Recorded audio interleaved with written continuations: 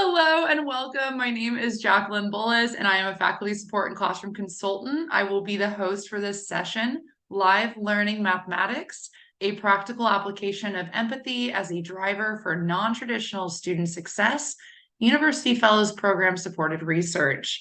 By joining us today, you acknowledge that the session is being recorded and will be shared with TLC related materials. Microphones will be muted for this presentation, but we encourage you to post questions and comments in the chat.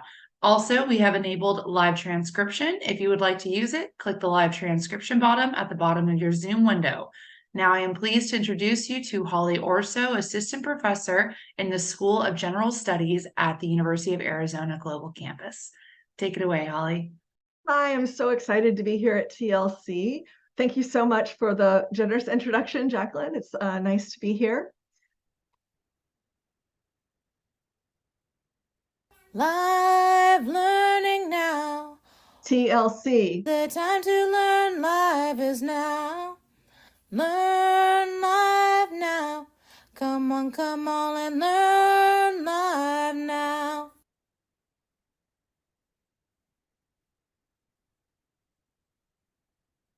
Have you ever had a subject that you are good at now, but when you first started to learn it, you were shaky? If you wouldn't mind, I'd love to get to know you a little bit better. Would you mind posting a subject that you maybe struggled with at first in the chat? I see a response already. Math, science. Responses I've heard in the past are statistics, economics, anatomy. For me, it was, history. For me, it was biology. My teenage self just didn't see the importance of learning biology, and I had trouble applying myself. So what was the role of you going from not getting it to getting it? What was the role of support for you? Philosophy. Got a lot of different answers. I think there's something for everyone, right? It's just a little bit tricky. What was the role of support? Was it critical? Was it like would have been nice? Does it matter just a little bit? Again, please share in the chat. Susan found that hard work and note-taking, but support would have been nice. Tutoring, okay, excellent. I love that. Was that something that was really critical in your transition? And think about this, would your transition from struggling to successful have been smoothed with support? Again, reply in the chat. So people seem to be in agreement here. So last Tuesday, we had a visit from Flo, who loves insurance. Flo reminded us that students want insurance that they can succeed if they invest time and energy, that they will be supported in what they need to succeed. Someone just shared it would have been much smoother with support. And that's exactly what we found when we began to do live learning. As I mentioned in the opening slide, or as it was written, students improved their scores by 8.1%, and they're 22% more likely to succeed. So I'm going to give you some details of our live learning mathematics expansion. This is not a solo Holly's thing. This is something that I did in cooperation with the School of General Studies and our subgroup, the Academic Engagement Center, which is spearheaded by Dr. Mingjin Bao, and many other professors are doing live learning in their classrooms. So I'll tell you a little bit about what we did in math, the pilot, our 3 C's of live learning approach, the impact, how we expanded. I'll pepper this with a few student success stories, and then I'll talk about how we did optional and required live learning. I feel like live learning is what Dr. George Q has called a high impact practice. And the more that we have these available, the more students feel like there's a safety net. And even if a student doesn't use live learning for every session, knowing it's there can feel like a safety net or like insurance that that student will be able to succeed. Students come in, and math students share very generously and openly how concerned they are. They say things like this, which is from a quote from a student I'll call Felicity. I changed the names of all the students I mentioned here and thank Autumn Morgan for taking the time out of her busy schedule, managing more than 10 people to look up and research some data for me that I'll share with you today. A student I'll call Felicity said, "I'm worried that I will not be able to keep up or that I'll be completely lost on some of the problems. I hope that the problems are not complicated to the degree that may lead to frustration." And then when Felicity found out we had live learning, which Felicity attended the optional live learning more than once, Felicity said, "I like the fact that we have an online Zoom tutor every Thursday. That will help a lot." That's what the student called live learning, the online Zoom tutor. That's the student's colloquial word for it. So students may feel that having multiple sessions each week is a safety net and can serve as sort of insurance. It turns out that our data shows if students attend live learning once, not once a week, not every week for a month, not 3 times a year, but once, that student will enjoy additional points compared to similarly prepared peers and be 22% more likely to pass the class. So the benefits are really wonderful. So as we've already done, let's think about that subject, that part where you were still struggling. How would it have felt to have the offer to meet with a professor and peers, get some study tips, learn maybe something about the course learning outcomes, and then get your questions answered? How would that have felt? Live learning that we do at the University of Arizona Global Campus really delivers. Students earn more points, they're more likely to pass. They feel an increased sense of belonging, and they report a greater student voice. So the benefits are in a lot of different places. We started with a successful pilot. So in the beginning, I ran the live learning sessions. I added this on top of my other duties. And once a week for 14 months, except for when I was on vacation, I met with students. We have 4 math classes in the Academic Engagement Center, and 2 of the 2 classes were invited to attend this session. So it was a co-sit session. And each week I would go over study strategies in the class after I connected with the students as people. And then I would tie and connect the math to the real world. And then after I'd gone over some ways to succeed in the class, made sure students were aware of all the resources, then I would go through clear, concise explanations, either addressing the student questions, or let's say I knew that half the students in the session were in week 2. And let's say that I knew that one student was in week 1, then I would make my questions that I picked to answer appropriate to students so that the student could have a live learning co-experience or an aha moment. So I would work the problem, and then the second problem I'd say, well, what do you think we should do next, and kind of work it together. And then by the third problem, often students would type in the chat or even on a shared whiteboard, write or draw in their exactly see one, do one. They would write in their responses, and they might have had, for the very first time in their lives, an experience where they succeeded in learning math. So we then, again, with Dr. Minjinsbao's team and the Office of Institutional Effectiveness, reported out on the data. And when they saw how effective it was, particularly for classes that are science, technology, engineering, and math, like the math classes, we got university buy-in. So we began to offer optional sessions. First, we offered 3 sessions in one class. Then we expanded to another class. And finally, all the Academic Engagement Center math classes had live learning. But even though the data was good, that students who attended benefited greatly, only a small percentage attended. So I read a paper by Lowenthal et al., and it described what happens when we do asynchronous virtual sessions. If anyone's interested, I can share that link with you. I don't think I remembered to include it in my list of links. So, but it's a great paper about virtual live learning. And there are a bunch of things in it, but one of the things that really stuck with me was a student quote. The student said they valued the virtual office hours, but they would never have attended that first session if they hadn't been offered tempting participation points. So I thought about that paper, and then I heard about the successful experience that Jen Robinson had in Gen 104. And they were offering required live learning, and their attendance was really skyrocketing. So we began to move to required sessions. Who are these students we're talking about? Well, these students are not just people who are in the classroom and that's all they do. They pop in the classroom and then poof, they disappear like a character in the video game. These are real people. Again, the names are changed, but a student I call Landon formerly managed a coffee shop. Margaret has other plans and has been wanting to take up yoga, enjoys going to the beach and time with her dog. Layla is a parent who enjoys watching hockey with her teenager who has some special needs and hopes to earn a promotion at work when her degree is earned. And Mia is an athlete who plays sports and enjoys riding at the beach to the sound of the waves. Mia has a trip planned this summer. So a student comes into the classroom and it's a small part of a full life, of a full experience. And what concerns do they have when they begin a math class? Well, someone in this session said the thing they didn't like was math, and many of these students felt the same way. These same students who I talked about in the last slide, they might feel that math is the most challenging subject that they've encountered. They maybe haven't taken a math class in 15 years or 20 or 30. They may feel scared to death of math. I've had students say in the threads, math hates me.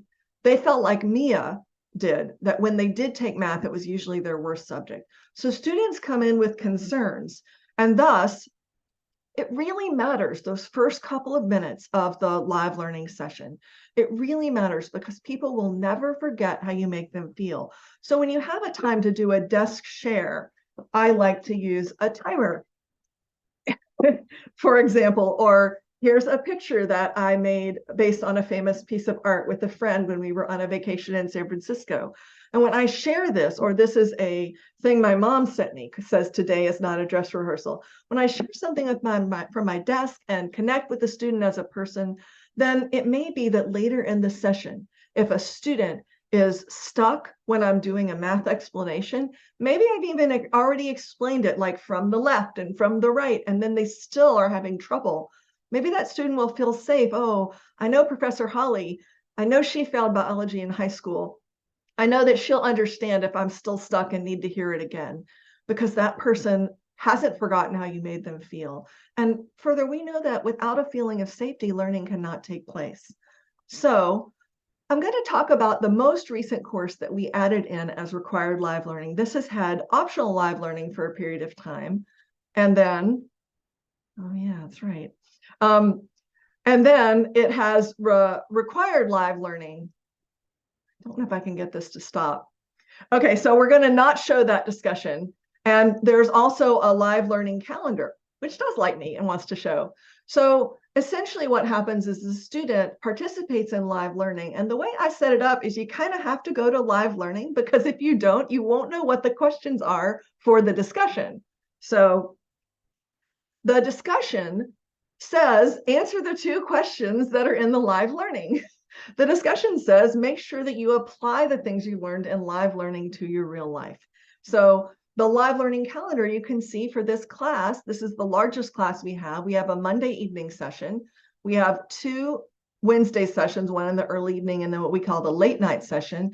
And then the Thursday session is an afternoon session. We always have one afternoon session, even though they have lower attendance because some students are on different time zones. So if someone cannot attend the live learning, that's a great question, Susan, then they are allowed to attend the recorded live session. We create this before the revision is completed, and it is given a way to be professionally closed captioned, so it is ADA compliant. If I can, at the end, I will show you a little bit of a snippet from one of those, but I'm not sure if I switch out of this the way I'm sharing, I'm not sure it will show. So that's why I'm not going to go to the discussion either. Feel free to keep posting questions in the chat because I can see them as they pop up.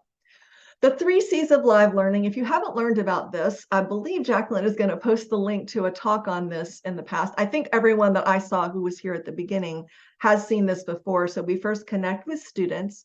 I use the desk pair share that I learned from Mark Hanitka, who's also here, and connecting with the student. And we connect as people, because the student is not just the person that's scared. They're also that person that likes to go to the beach, that has a pet. I have a pet. I maybe can connect with the student on that. Then I connect the material to the real world. When I was learning biology, I didn't understand, because I grew up in Baton Rouge, Louisiana.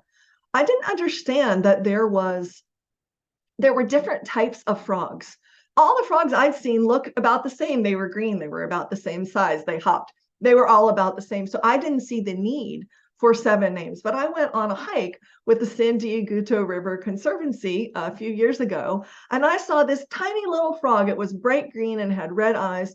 And I all of a sudden got it. The reason they need 7 different names is that means that a scientist in North Carolina and a scientist in Brisbane can communicate, and they know exactly what frog that they're talking about. So understanding what the material is useful are really not optional. According to part of the theory of andragogy, a lot of times adult learners do not commit to engage with the material, commit to spending the time, energy, carving that space out of the rest of their life until they can see a point or see a usefulness for it.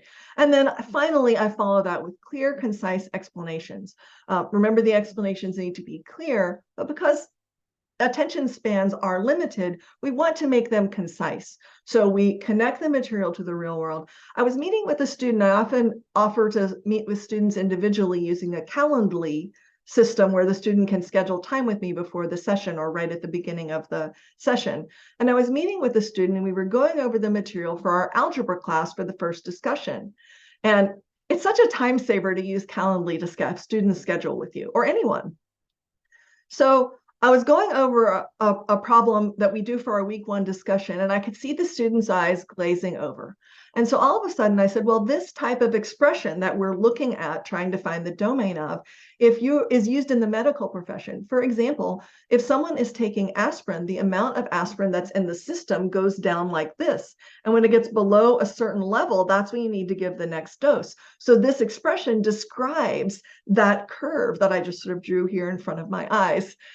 And the student all of a sudden said, oh, so connecting it to the real world in a way that connects the student to, this is not 7 different names for a frog for no reason. There's a reason we need to learn this type of information, really makes a difference. A student often comes into math and they're looking at the work. If they were to try to estimate how long it would take them to do the work, they have no idea. It just seems like a big, big problem. And so the student may feel, I don't know where to start. So imagine yourself at that same subject that you used to struggle with, and now you can do it. Did you feel this way? I think we all have. The student may feel, this is too much for me. I'm alone. And then the student may doubt themselves. Am I smart enough? Once that happens, the student will start to think about the time management aspect. When will I have time to finish this? And the student may come to the conclusion, maybe I can't do this. But think about what happens if you've got the same student and the same material, but the student attends live learning. The student receives support. The student receives direction. The student receives instruction. And then what happens to that inner dialogue? The student does know where to start. The student feels it's not too much. The student feels supported. Hey, if I have a question, I can come back next week, or I can come back in a couple of days. The student starts to think, maybe I am smart enough. And then, like me with biology, I knew that I couldn't pass college without passing biology. So I challenged myself in college to earn an A or a B in biology because I knew I would need that to earn an undergraduate degree. And then I wanted to go on to earn an advanced degree because I wanted to be a professor and teach math. And that is what I did. I challenged myself and I finished it. So the student who has live learning starts to feel, maybe I can do this, I'll do it. So this is how the live learning progressed. We had our successful pilot. We had the university buy-in, we expanded, then we expanded to the required session. So what's good to use in a required session? Well, the first thing is that you want to tie it to a course learning outcome. If students are required to attend, there better be some content from your subject. So in my case, there better be some math content. Then we connect it to a graded assignment. In our case, we've connected it to a discussion. So the student attends the live learning and then they reply in a graded discussion, and that is how we check to see that the student attended the live learning session. Then we offer multiple weekly sessions because some people work nights, some people work weekends, some people work in the middle of the day. And as we already answered the question, there's a recorded alternative session, which is closed caption, so it is ADA compliant. That way, if a student is in need of some additional a way to listen to it atemporally and that's their only option, then there is a possibility to do that. And I actually really enjoyed making those sessions. Okay, so I'm going to see if I stop share, see if I can start sharing again and share my Firefox. Yes. Okay, so now I'm going to share a different thing. Jackie, can you just let me know with a thumbs up or something that you can see the calendar? Okay, so now you can see this is how students log into live learning. First, the student has to use their UAGC email address for University of Arizona Global Campus, and it has to connect to their Zoom account. And this is a guide to access the live learning sessions. And then the student can click here and register and join the session right from here. So in this class, students have to request the recorded alternative session from their professor. But in Math 205, a smaller class, students can simply scroll down below the calendar and click here. And so a live learning session, I've muted this, but you'll be able to see. We start by talking about a real life application, and then we apply this in various ways, including graphs. And then the discussion assignment is revealed right here in the live learning session. Remember, the student doesn't have access to that in the actual course itself. They have to attend the live learning session to access that. And in Math 205 live learning, we have an evening session on Tuesday, a daytime session on Thursday, and an evening session on Thursday, so that students have a choice about when to attend. As part of our culture of care, I thought about what questions students might have, and I partnered with the fabulous Anna Uribe and the whole library team to create what are called library quick answers. And maybe Jacqueline will be so kind as to put the links to these in the chat because anyone can access them. So the first one is, how can you tell if a graph is misleading or distorted? And then how can I find statistical graphs and charts in our UAGC campus library online?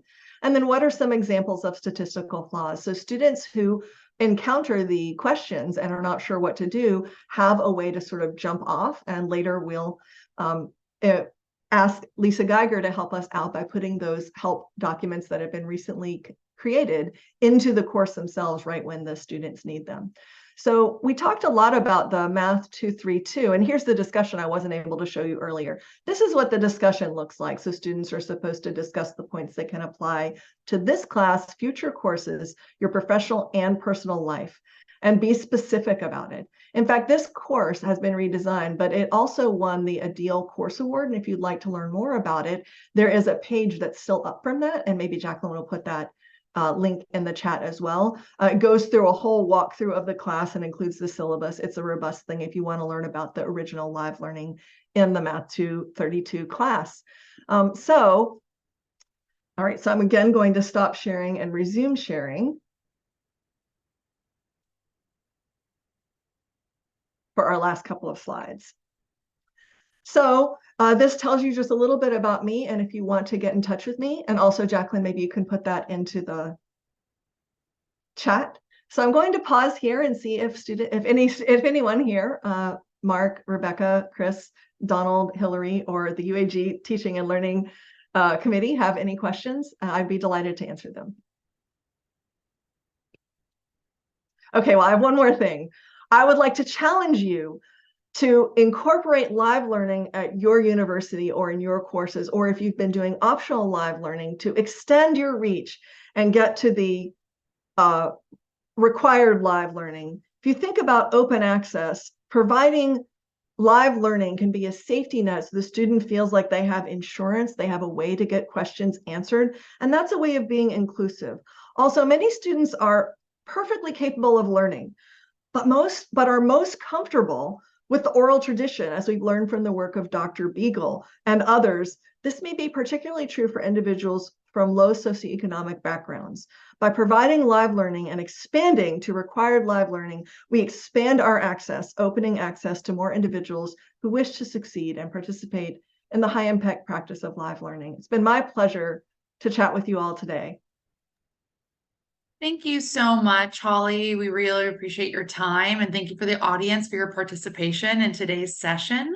Please use the survey linked in the chat to nominate TLC presentations for conference awards and share your feedback on the conference experience. I will get that link posted right away for everyone. So sorry, I have so many things. So I'm going to respond to the one question that is in the chat. Thank you so much for the praise for the real world approach and the inclusiveness. I totally appreciate that. So the way that we test for attendance in the discussion, it's not really a test. What we do is, since students who attend live learning will get the same sort of information and will learn the questions, when students reply in the discussion, if the student hasn't attended live learning, it will be pretty tough for the student to reply in the discussion and earn full points. So if the student tries to reply in a discussion and they haven't gone to live learning, our thinking is that the student won't have that up-to-date information and be able to give a coherent response. It's a wonderful answer, Holly. Any other questions? There's some great comments in here. We'll be sure to make sure that Holly sees everything that everyone had said. Thank you all so much once again. I put the link in the chat for the survey. Go ahead and vote for TLC presentations, for the conference awards, and don't miss the plenary session tomorrow, Who We Serve, Students of Open Access Institutions at 9 a.m. Pacific. Enjoy Jacqueline, the rest of your... Jacqueline, could you put one more thing in the chat about the Teachnology?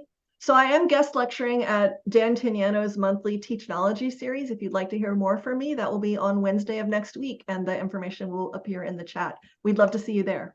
Yes, we will put that in there right now. Shauna, if you don't mind, perfect. Amazing.